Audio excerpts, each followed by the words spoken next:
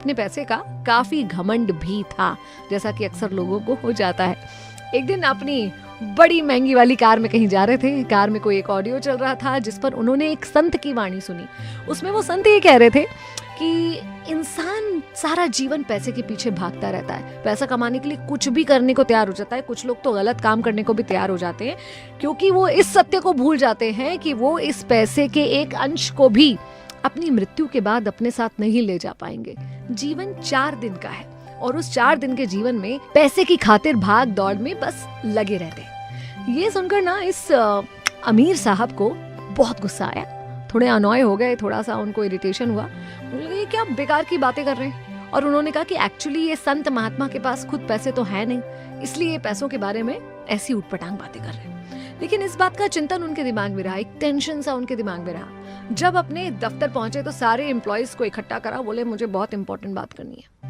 और सारे एम्प्लॉयज से कहा कि भाई मुझे एक ऐसा आइडिया ढूंढ कर लाके दो जिससे मैं मृत्यु के बाद अपनी सारी दौलत अपने साथ ले जा सकूं। लोग समझे कि बॉस बिल्कुल पागल हो चुके हैं और लोगों ने उन्हें अवॉइड करने की कोशिश की। लेकिन बॉस लगातार हर थोड़े दिन में इस पर बात किया करते थे कि उन्हें तो एक ऐसा आइडिया चाहिए जिससे वो मृत्यु के उपरांत अपनी दौलत अपने साथ ले जा सके। अचानक से एक दिन एक स्ट्रेंजर आता है, एक अनजान व्यक्ति उनसे मिलने की इच्छा जताता है। जब मिलता है तो कहता है कि मैंने सुना है कि आपको कोई ऐसा उपाय चाहिए जिससे मृत्यु उपरांत अपनी दौलत आप अपने साथ ले जा सके। इस आदमी की आंखों में चमक आ गई, बोले है क्या तुम्हारे पास ऐसा आइडिया? उसने कहा हाँ, एक लाजवाब आइडिया है मेरे पास। इनने मन ही मन सोचा कि सारी दुनिया मुझे पागल समझ रही थी और फाइनली कोई व्यक्ति आइडिया लेकर आ गए। बहुत खुश हुए, बहुत उत्साहित थे, आइडिया सुनने के लिए बहुत उत्सुक थे। बोले फटाफट से मुझे बताओ कौन सा आइडिया है तुम्हारे पास। तो उन्होंने कहा कि आपने विदेश यात्रा करी है? बोले हाँ, लगभग सारे देशों की यात्रा करी, दुनिया का कोई ऐसा देश नहीं होगा जहां मैं नहीं गया। तो बोले अच्छा ठीक है, बड़ी अच्छी बात है। जब आप यूएसए गए थे तो यूएसए जाने के पहले आपने क्या किया था? तो इन्होंने कहा कि मैंने अपनी करेंसी को कन्वर्ट किया था, भारतीय रुपए को अमेरिकन डॉलर में कन्वर्ट किया था। बोले अच्छा, आप यूके गए हो, यूके जाने के पहले क्या किया था? तो बोले उस समय मैंने अपने इंडियन रुपी को पाउंड में कन्वर्ट करा था। उन्होंने कहा बड़ी अच्छी बात है, अब बताइए कि आपने ये सब क्यों किया था? तो ये साहब मुस्कुराए, बोले आपको इतना भी नहीं पता क्या?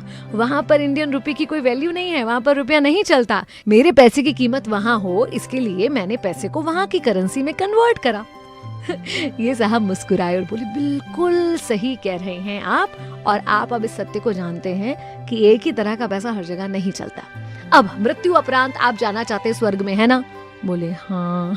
तो बोले स्वर्ग की भी एक करेंसी है, स्वर्ग की करेंसी का नाम है पुण्य।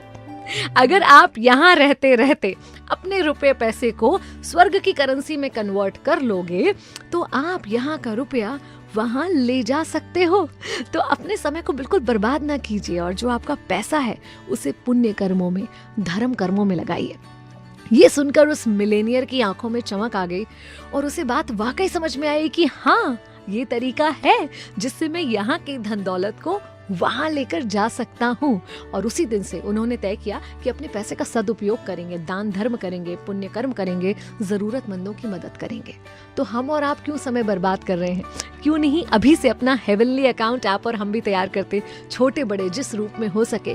क्यों नहीं हम पुण्य कर्म कराते और अपनी करेंसी को भी वहां के लिए कन्वर्ट करके तैयार करते।